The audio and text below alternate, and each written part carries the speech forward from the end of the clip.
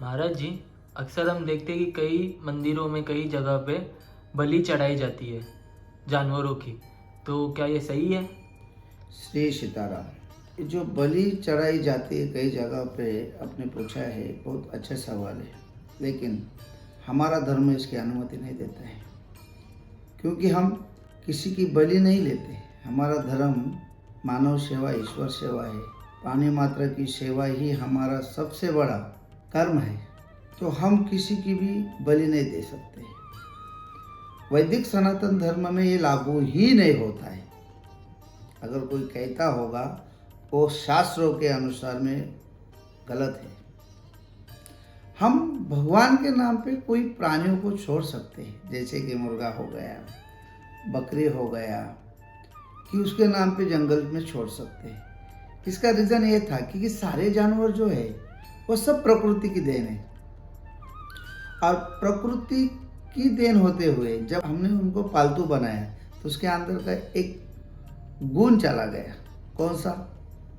जो स्वयं अपना भोजन तलाशता था, अपना निवारा तलाशता था और अपना आप खुद जीता था। तो हो सके उस जंगल में छोड़ने की वजह से वो फिर अपने गुणों में लौट आए, वो फिर अपना जीवन जिए। इसलिए इसको छोड़ सकते हो आप।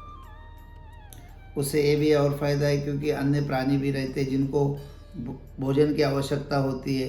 वो तो ऐसे भी प्राणी जंगल में होते हैं कि जो क्या सब्जी पत्ती तो नहीं खाते, उनके लिए भी आसानी से भोजन प्राप्त हो सके, उनकी भी प्रजाति जंगल में बढ़ सके, इसलिए छोड़ सकते हैं। लेकिन वैदिक सनातन धर्म में कहीं भी प्राणी की बलि नहीं दी जा सकती, और जो कोई दे रहा है तो बहुत गलत है।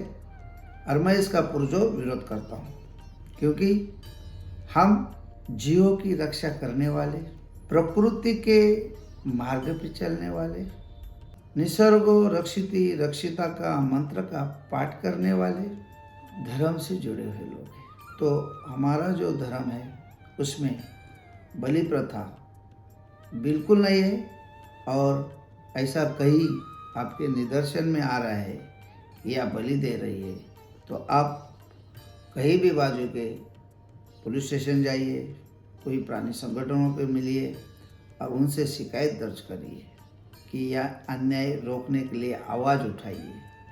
ये आपका धर्म है। इस इंसानियत में जागरूकता फैलाइए। प्राणी मात्रा पे दया होना चाहिए। इसी भाव से आप भी उसको रोक सकते हो और कह सकते हो जो तुम कर रहे हो गलत है। हाँ, वैदिक सनातन धर्म में बलि दी जाती है। कौन सी बलि? जो नारळ होता है ना, उसको हमने वैदिक सनातन धर्म में एक प्राणी पकड़ा है, यानी एक सजीव पकड़ा है।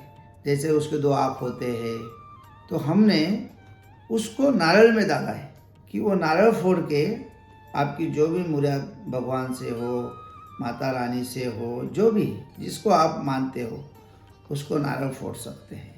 लेकिन मैं कृपया करके कहना चाहता हूँ कि आप जहाँ भी कहीं बलि प्रथा रहेगी उसको आगे बढ़कर इसको रोकने की कोशिश करें। जय श्री राम।